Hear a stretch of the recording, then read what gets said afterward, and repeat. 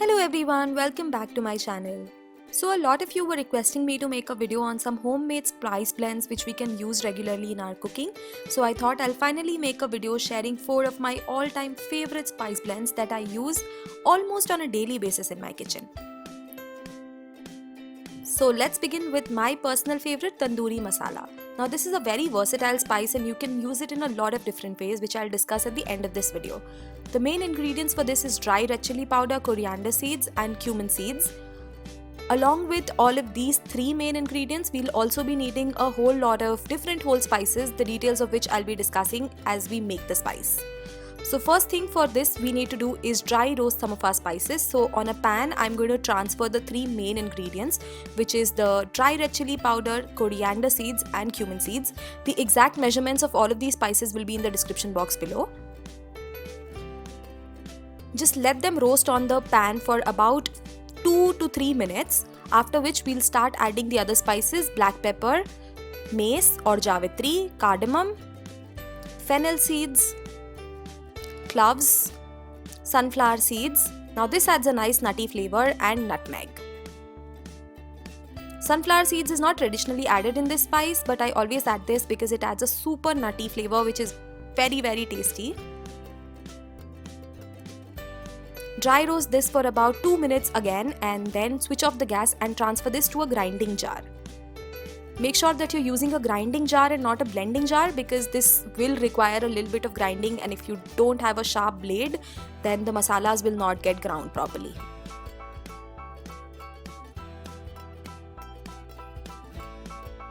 Now latch it onto your grinder and make it into a fine powder. You will definitely need to grind this for about 2 to 3 whole minutes so that it comes to a nice powdery consistency.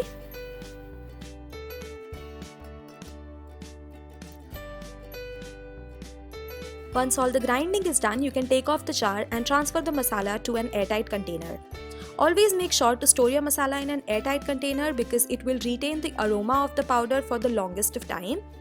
Also, it's better to make this into small batches. Never make it into a very large batch because over time the masala will start losing its aroma no matter what.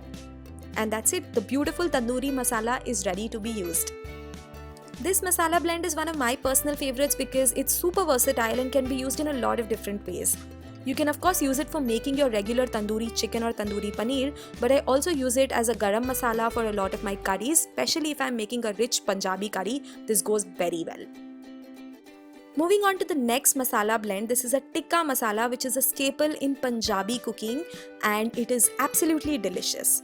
For this one we will be using ground spices, so there will be no use of any mixer grinder. It can be made easily within seconds. So all we'll need to do is use a shaking jar in which we're going to add all of the masala. So I'm using 1 tablespoon of cumin powder, 1.5 tablespoons of red chili powder. You can use Kashmiri red chili powder too. Half tablespoon of onion powder, 1.5 tablespoon of garlic powder, 1 tablespoon of turmeric powder and 1 tablespoon of coriander powder. In the end, add 1 teaspoon of dry ginger powder. Close the lid and give all these masalas a good shake for about 1 minute. Now I know that onion powder and garlic powder are not very easy to find, but in case you're looking to buy them, I will leave a link to their Amazon products in the description box below so you can easily find it. After the blend is done, you will see that the tikka masala is completely ready to be used. Tikka masala again is very diverse and you can use it for giving a lot of flavor to your curries.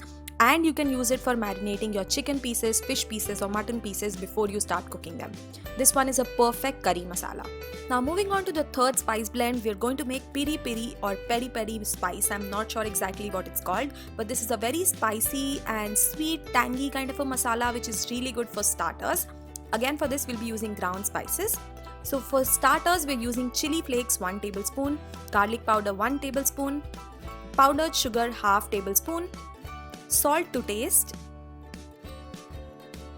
lemon peel powder 1 tablespoon. This is again easily available on Amazon. I'll leave a link to it in the description.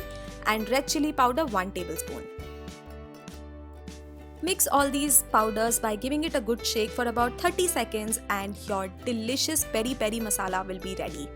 I use this for flavoring my french fries whenever I make it at home. You can even use it for a lot of your starter preparations. You can use it to spice your pakoras or bhajiyas. I even add it to some of my pasta dishes. This is very versatile. You can get as creative with this as you want. It has a nice sweet, tangy and spicy flavor which brings out the best in most of the Indian cooking. So go crazy with it. Now the last one, which is sandwich masala, is a new addition to my spice rack because I recently found this by experimenting with a lot of blending. Again, for this we'll be using ground spices, so it will make your job really easy. You can make it in seconds. We're starting with cheese powder, 2 tablespoons of it.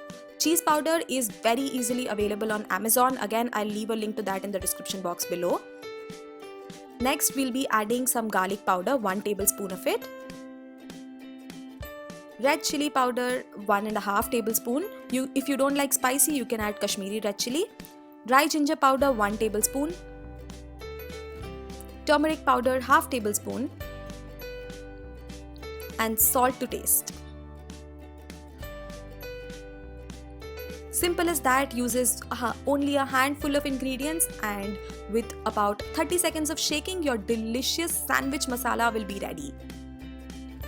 While making your sandwiches, just add 1 to 1.5 tablespoon of this to the filling of the sandwich that you're making and you will have a delicious sandwich ready in no time.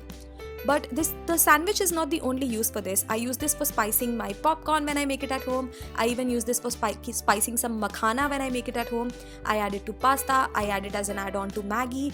Because it has a nice cheesy flavor, you can go crazy with it. Nothing can ever go wrong when you add this to any of your dishes. So that's it for today, guys. I hope you found this video useful. Do make sure to give this video a big thumbs up if you liked it, and let me know how you liked it in the comment section below. If you're new here, don't forget to subscribe, and I'll see you next time. Bye.